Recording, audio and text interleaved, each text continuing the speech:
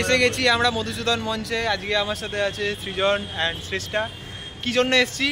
এই ভাইয়ের নাটক দেখতে। সারা বছর নাটক দেখি হয় না, আজকে আমরা স্টেজে নাটক দেখবো। ঠিক আছে, চলো দেখা যাক কিরম নাটক করে। হ্যালো ফ্রেন্ডস, ট্রেক উইথ অনিতে সবাইকে জানাচ্ছি ওয়েলকাম। আজকে আরও একটা নতুন ব্লগ নিয়ে তোমাদের কাছে চলে এসেছি। আজকে আমি যাচ্ছি মধুসূদন মঞ্চ। তা হঠাৎ আজকে এখানে যাওয়ার প্ল্যানটা কি সেটা আমি রাস্তায় যেতে যেতে বলবো, অ্যান্ড কিভাবে যাব সেটাও তোমাদেরকে জানাবো, কত কি কস্ট পড়বে। তো আশা করছি ভিডিওটা তোমাদের ভালো লাগবে, ইন্টারেস্টিং লাগবে, খুব মজা হতে চলেছে। তো ভিডিওটার সাথে থাকো আর ভিডিওটা দেখতে থাকো। তো চলো বেশি লেট না করে যাওয়া যাক। এখন বাজে ঠিক 4:15, দেখতেই পাচ্ছ। আর বাইরে এত রোদ, ভয়ঙ্কর রোদের তেজ। বাট এর মধ্যেই বেরোতে হবে, কারণ আমাদের 5টা থেকে 5:30টার মধ্যে ঢোকার কথা আছে। সো ফ্রেন্ডস, এখন আমি আছি দমদম স্টেশনে। নাগের বাজার থেকে আমি দমদম চলে এসেছি। তো তোমাদেরকে আগে যেখানেই থাকো না কেন তোমাদেরকে শিয়ালদা যেতে হবে। তো আমি দমদম থেকে জার্নিটা স্টার্ট করছি। দমদম থেকে আমি আগে যাবো শিয়ালদা, তারপর ওখান থেকে আমি ট্রেন ধরবো। ঠিক আছে, তো চলো যাওয়া যাক।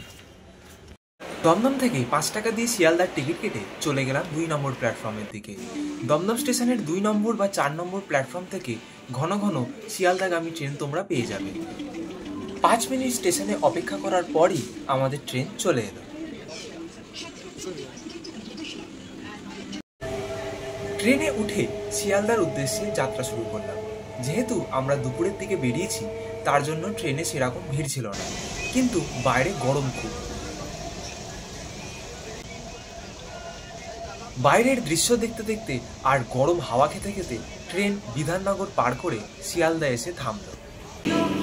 দমদম থেকে 10 থেকে 15 মিনিটের মতো জার্নি করার পর আমি এখন এসে গেছি শিয়ালদাতে।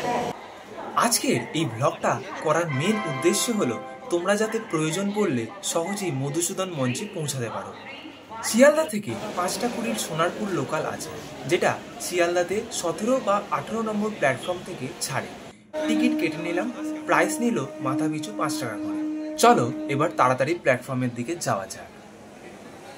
শিয়ালদা থেকে আমরা ঢাকুরিয়ার টিকিট কেটে এখন আমরা সোনারপুর লোকাল ধরে যাব হচ্ছে ঢাকুরিয়া। এখান থেকে তাও 5টার মতো স্টেশন আছে। তো চলো, টাইম হয়ে গেছে, ট্রেনে ওঠা যাক। ট্রেন ছাড়লো তার নির্দিষ্ট সময়।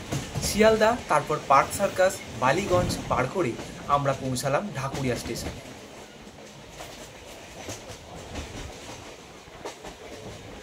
ঢাকুরিয়া স্টেশনে নেমে প্ল্যাটফর্ম থেকে বেরিয়ে এসে একটু হেঁটে আমরা মেন রোডে চলে এলাম।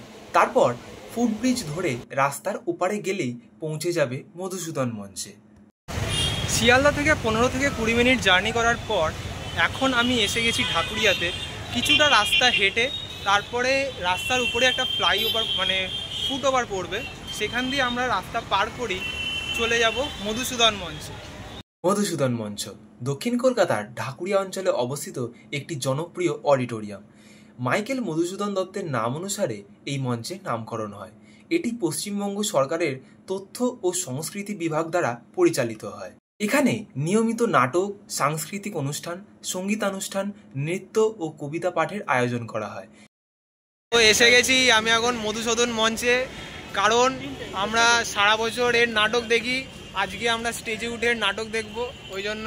আজ তো নাটকের নাম কি ভাই? Hello mister Dubey. Hello mister Dubey. চলো দেখা যাক কিরকম নাটক করে আমাদের দেবু ভাই। মঞ্চের ভিতরটা একটু পুরনো হলেও ওয়েল মেনটেন। আমাদের বন্ধু আসলে নাটকের দলে ভর্তি হয়েছে, তো আজকে ও আমাদের ইনভাইট করেছে তাদের নাটক দেখতে আসার জন্য। সেই জন্যই আজ আমাদের এখানে আসা। নাটকের নাম হ্যালো মিস্টার দুবে। রঙ্গলোকের মঞ্চায়ন হ্যালো মিস্টার দুবে। আপনাদের সবাইকে রঙ্গলোকের পক্ষ থেকে স্বাগত জানাই। নাটক উদয়নীল ভট্টাচার্য, আলো সুদীপ সান্যাল, সঙ্গীত স্বপন বন্দ্যোপাধ্যায়, মঞ্চ ভাবনা শ্যামল সরকার, মঞ্চ নির্মাণ মদন হালদার, আবহ প্রক্ষেপ জয়ন্ত পাল, রূপসজ্জা বিধাত্রীদেব সরকার, পোশাক শম্পা, মঞ্চোপকরণ শিরোপা রায়, ভিডিও সঞ্চালন গোপাল চক্রবর্তী, ভিডিও ও স্থিরচিত্র অশোক বণিক ও বাপি ভট্টাচার্য, নামাঙ্কন, প্রচার ও অলঙ্করণ বাপি ভট্টাচার্য, প্রযোজনা নিয়ন্ত্রণ গোপাল ঘোষ, সম্পাদনা ও নির্দেশনা শুভ গুপ্ত ভায়া, মুখ্য উপদেশনা শ্যামল চক্রবর্তী।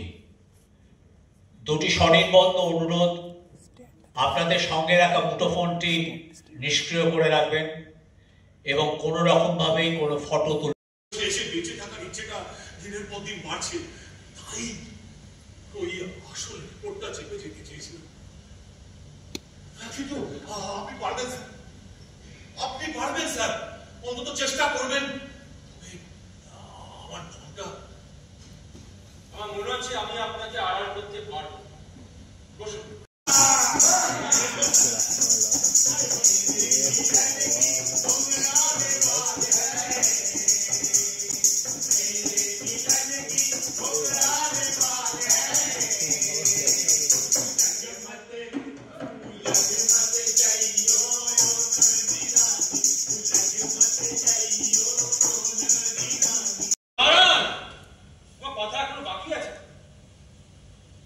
আমার মৃত্যুর পর সরকার হুইসেল ব্লোয়ারদের প্রোটেকশনের জন্য একটা আইন করেছে, the whistle blowers protection act 2014।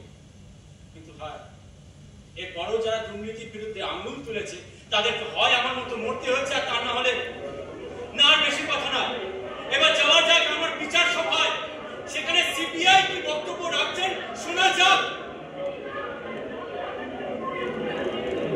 যেহেতু ভিতরে ফটো ভিডিও অ্যালাউ নেই বলে পুরো নাটকটা তোমাদের দেখাতে পারলাম না, তবে ওভারঅল বেশ ভালোই লেগেছিল আর দেখতে দেখতে অনেকটা সময়ও কেটে গেল আজ। তো আজ আমার সাথে মধুসূদন মঞ্চে এসে কেমন লাগলো কমেন্ট করে জানিও, আর কোনো কোয়ারি থাকলে অবশ্যই বলো। ভিডিওটা ভালো লাগলে একটা লাইক আর শেয়ার করার অনুরোধ রইল, আর চ্যানেলে নতুন হয়ে থাকলে অবশ্যই প্লিজ সাবস্ক্রাইব করো। ফিরছি আবারও নতুন কোনো ব্লগ নিয়ে, আজকের জন্য গুড বাই।